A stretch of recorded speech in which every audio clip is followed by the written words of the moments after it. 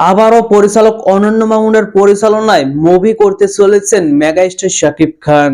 বাংলাদেশের জনপ্রিয় মেগাস্টার শাকিব খান অনন্য মামুনকে আবারও শিডিউল দিলেন। তার আপকামিং গ্যাংস্টার ধাঁচের শেয়ার সিনেমায় তাকে কাস্ট করেছেন তিনি। শাকিব খান নাকি চূড়ান্ত হয়ে গেছেন, শাকিব খানকে নাকি অনন্য মামুন চূড়ান্ত করে ফেলেছেন, এমন খবরও শোনা যাচ্ছে। এই বিষয় নিয়ে আজকের ভিডিওতে আলোচনা করব। তো চলুন মূল গসিপে। মেগাস্টার শাকিব খান অনন্য মামুনের পরিচালনায় দুইটি সিনেমায় অভিনয় করেছিল। একটি হলো নবাব এলএলবি, আর একটি ছিল দরদ। যে সিনেমাটি নিয়ে কিন্তু অনেক জলঘোলা হয়েছিল। সেই সিনেমাটি প্রথমে প্যান ইন্ডিয়ান আকারে মুক্তি দেওয়ার প্ল্যান আছিল, তবে শেষ মুহূর্তে সেটি আর হয়নি। বিভিন্ন কারণে পরিচালকের পিছনে অনেকেই লেগেছিল সেই সিনেমাটি প্যান ইন্ডিয়ান মুক্তি দিবে, এইটা অনেকে সহ্য করতে পারেননি। সেই জন্য লাস্ট মোমেন্টত পরিচালক অনন্য মামুন তাদের কাছে হার মেনেছিল। শেষে সেই সিনেমাটি আর মুক্তি পায়নি প্যান ইন্ডিয়ান আকারে বা অন্য কোনো দেশে, শুধু বাংলাদেশে মুক্তি পেয়েছিল এবং সিনেমাটি তেমন ব্যবসাও করতে পারেনি। হয়তোবা সফল হয়েছে, তবে তেমন সাফল্য আনতে পারেনি। মেগাস্টার শাকিব খানের ক্রেজ যে লেভেলে এখন, সেই লেভেলে সেই সিনেমাটি ব্যবসা করতে পারেনি।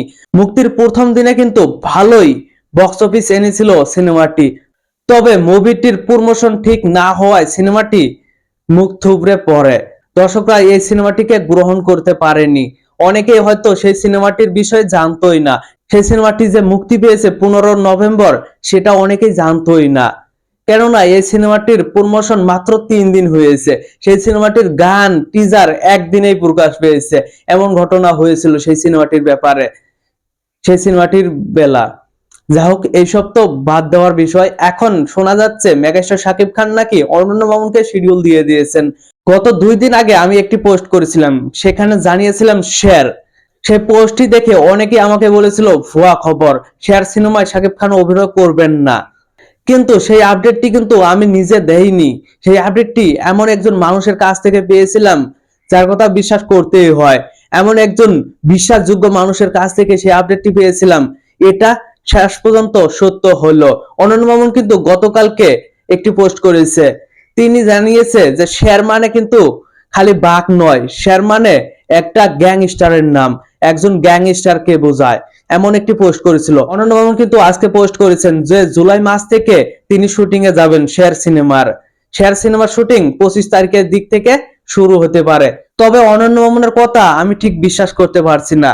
এই সিনেমাটির শুটিং শুরু হবে, তবে জুলাই মাস থেকে হবে নাকি অন্য কোনো সময়ে হবে সেটা এখনো ঠিক নয়। অনন্য মামুন যেহেতু জানিয়েছে জুলাই মাস থেকে হবে, তাহলে সেটাকেই আমরা বিশ্বাস করে থাকি। তবে শেষ মুহূর্তে এটা নাও হতেও পারে, কারণ অনন্য মামুন প্রতিবারে কথা দিয়ে কথা রাখতে পারে না।